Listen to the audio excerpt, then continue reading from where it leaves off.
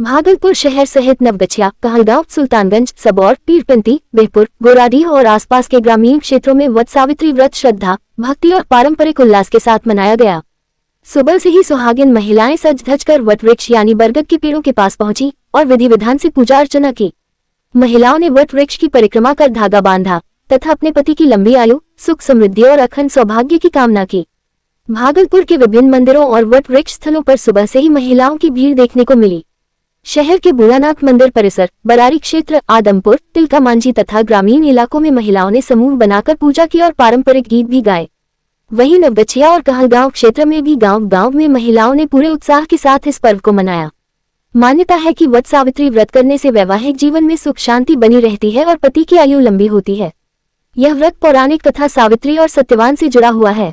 सुहागिन महिलाएं इस व्रत को अखंड सौभाग्य के प्रतीक के रूप में करती आ रही हैं।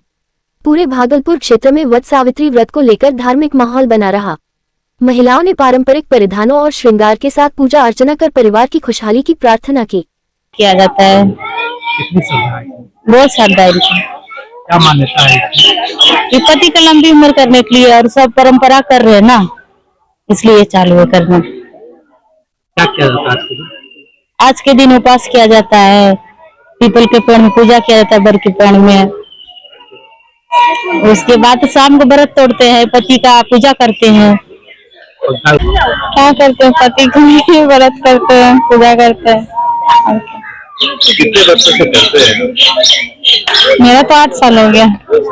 हाँ, बताइए क्या मान्यता है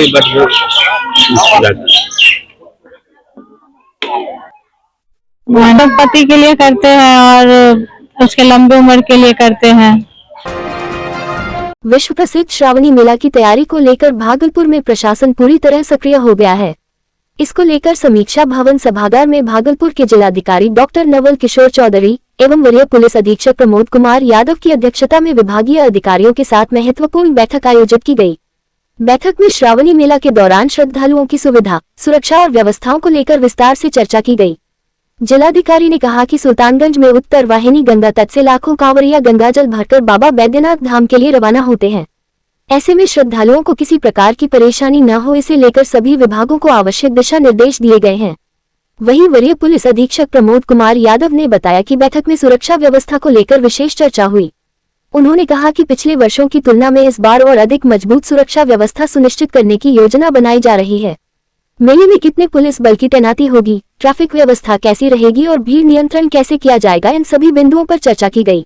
आपको अवगत कराना चाह रहे हैं कि इस बार श्रावणी मेला 30 जुलाई से 28 अगस्त तक होना है और इसके आलोक में अभी हमने जितने भी विभाग थे उनके पदाधिकारियों के साथ, इसमें कि हमारे एसएसपी साहब थे, हमारे डीडीसी हैं, पीएचईडी है, उसके बाद रेवेन्यू डिपार्टमेंट है, नगर निगम है, हमारे वहाँ के बीडीओ एसएचओ हैं, इन सभी के साथ एक बैठक की गई है जिसमें विभिन्न बिंदुओं पे खास करके यात्रियों को सुरक्षात्मक हम कैसे प्रबंध कर सकते हैं, जो बैरिकेडिंग है, वहाँ पे नेट है, बोट पेट्रोलिंग है, बोट एम्बुलेंस है, सड़क की साफ सफाई है, मार्किंग है, क्राउडिंग के कैसे हम मैनेज करेंगे, लोग जो है आएंगे हेड काउंट कैसे करेंगे, वहाँ पे उचित क्राउड प्रबंधन, क्योंकि बहुत सारी चौकियां लग जाती थी जिसको पिछली बार मैंने हटवाया भी था, तो उसको हम चौकी को लिमिट कर रहे हैं। लोग आए हमारे श्रद्धालु तो उनके लिए जो एक लॉकर की सुविधा होती है, उनके बैठने की सुविधा, स्नान घर है, पीने का पानी है, शौचालय और जो है कपड़ा जो चेंजिंग रूम है, इसके लिए जगह जगह पे सीसीटीवी कैमरे हैं, पुलिस फोर्स का आवासन है।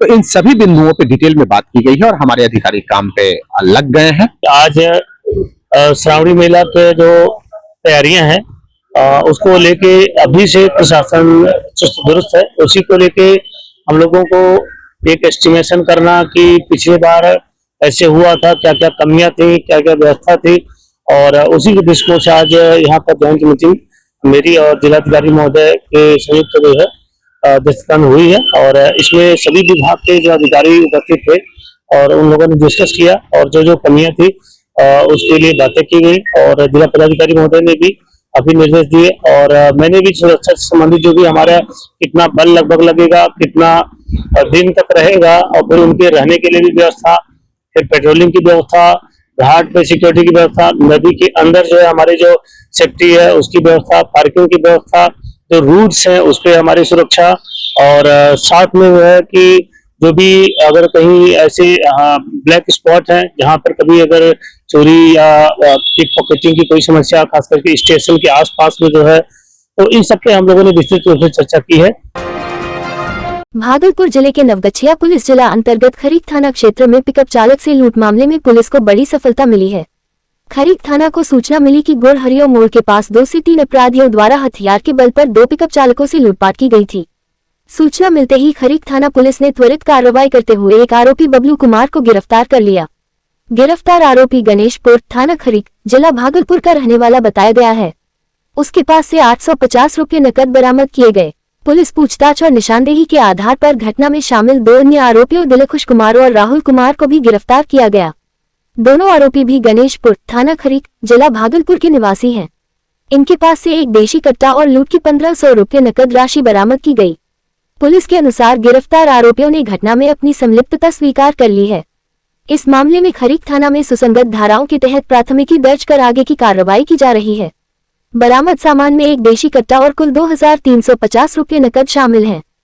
देखिए, दिनांक 12/5/26 को परवत्ता थाना अंतर्गत रोड नंबर 24 है, जो थाना से लेकर के जो टीओपी है वहाँ पे वहाँ उस बीच का वो रास्ता है। तो उसी में ये थाने को सूचना मिली कि एक लड़का जो सौरभ नाम का था, जिसके द्वारा मोमो बेचा जाता था, वो अपने 2-3 लोगों के साथ कहीं जा रहा था।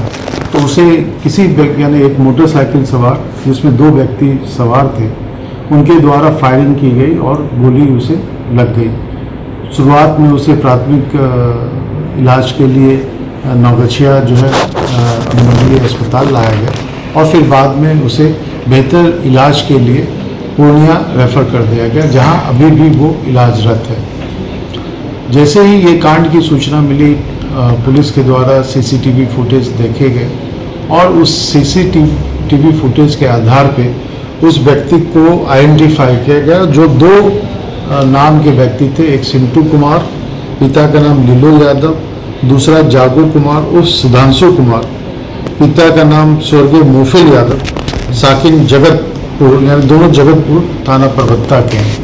तो सीसीटीवी फुटेज के द्वारा ये आइडेंटिफाई हो पाया कि ये दोनों व्यक्ति हैं जिसके द्वारा ये घटना की गई। अग्रतर अनुसंधान में जो सौरभ के साथ और भी लोग थे, तो उनके द्वारा भी ये आइडेंटिफाई किया गया कि हाँ, उसमें से एक लड़का था जिसने आइडेंटिफाई किया कि हाँ, ये जो है सिंटू था। तो उससे भी हम लोग को काफ़ी ज़्यादा मदद मिली। और फिर उनके परिजन को, जब घर में रेड हुए तो उनके परिजन को भी बुलाया गया या लाया गया। ला करके जब पूछताछ की गई तो उनके द्वारा भी ये आइडेंटिफाई किया गया कि ये सिंटू ही है जो सीसीटीवी फुटेज में देखा गया है। भागलपुर के नवगछिया अनुमंडल के कांटीधार, नवटोलिया, दीमहा और गोपालपुर के ग्रामीणों का गुस्सा अब सड़कों पर फूट पड़ा है। सड़क, पेयजल और बुनियादी सुविधाओं की मांग को लेकर ग्रामीणों ने ऊर्जा मंत्री बुलो मंडल के आवास के पास 21 दिवसीय आमरण अनशन शुरू कर दिया है। ग्रामीणों का आरोप है कि वर्ष 2007 से लगातार सड़क निर्माण की मांग की जा रही है, लेकिन आज तक कोई ठोस पहल नहीं हुई। अनशन स्थल पर लगाए गए पोस्टरों में गांव की बदहाली को दर्शाते हुए बताया गया है कि गर्भवती महिलाओं को कीचड़ भरे रास्तों से अस्पताल पहुंचाना पड़ता है, जबकि स्कूली बच्चे जान जोखिम में डालकर गंगा नदी पार कर पढ़ाई करने जाते हैं। ग्रामीणों ने कहा कि सड़क और पेयजल जैसी मूलभूत सुविधाओं के अभाव में गांव का जीवन बेहद कठिन हो गया है। आजाद भारत का गुलाम गांव लिखे पोस्टरों के जरिए लोगों ने सरकार और जनप्रतिनिधियों के खिलाफ नाराजगी जताई। आंदोलन कर रहे लोगों ने चेतावनी दी है कि जब तक सड़क निर्माण, पेयजल और आवागमन की व्यवस्था नहीं होती, तब तक आमरण अनशन जारी रहेगा। क्या समस्या है? समस्या है कि हमारे गांव में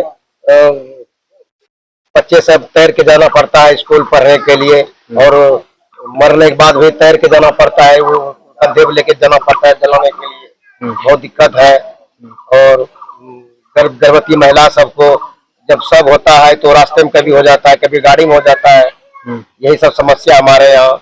इसलिए अनशन इसलिए करने आए हैं ताकि हमारे यहाँ रोड नहीं है, सड़क भी कच्ची सड़क है तो वो भी सही नहीं है। क्योंकि इधरों से हम लोग आते हैं गांव जाने के लिए 3 बार सोचना पड़ता है कि हम कैसे घर जाएं, फिर घर से हम बाहर जाने के लिए 5 बार सोचना पड़ता है कि हम कैसे बाहर जाएं। इसलिए हम लोग बहुत प्रयास किए, बहुत जगह गए और कोई सुनवाई नहीं कर रहा है। इसलिए हम बुलो मंडल विधायक यहाँ पे हम अनशन करने के लिए आए हैं। भागलपुर के कहलगांव से प्रेम प्रसंग का एक दर्दनाक मामला सामने आया है। मंदिर में शादी करने के महज आधे घंटे बाद प्रेमी प्रेमिका ने जहरीला पदार्थ खा लिया। घटना में युवक रजनीकांत की मौत हो गई, जबकि युवती अमृता की हालत गंभीर बनी हुई है। उसका इलाज मायागंज अस्पताल में चल रहा है। मृतक रजनीकांत कहलगांव के अमरिंदा थाना क्षेत्र का रहने वाला था, जबकि युवती अमृता बांका जिले की निवासी बताई जा रही है। जानकारी के अनुसार दोनों के बीच लंबे समय से प्रेम संबंध था और परिवार की जानकारी के बिना दोनों ने मंदिर में शादी कर ली थी। बताया जा रहा है कि शादी के करीब आधे घंटे बाद दोनों ने जहर खा लिया, जिसके बाद स्थानीय लोगों की मदद से उन्हें अस्पताल पहुंचाया गया। इलाज के दौरान रजनीकांत की मौत हो गई, जबकि अमृता जिंदगी और मौत से जंग लड़ रही है। घटना के बाद दोनों परिवारों में मातम पसरा है। मृतक के पिता ने बताया कि उन्हें इस प्रेम संबंध और शादी की कोई जानकारी नहीं थी। फिलहाल पुलिस पूरे मामले की जांच में जुटी है और आत्मघाती कदम के पीछे की वजह तलाश रही है। और जो लड़का लड़की के बीच प्रेम प्रसंग चल रहा था, हम लोग को मालूम नहीं था। ये लोग कब से क्या कर रहा था उतना हमको मालूम नहीं था। अचानक कल दोनों शादी कर लिया और जहर खा के भी मर। शादी कितने बजे किया? शादी किया था 3:30 बजे शादी किया। 3:30 बजे। कौन सी क्लास से पढ़ता होगा?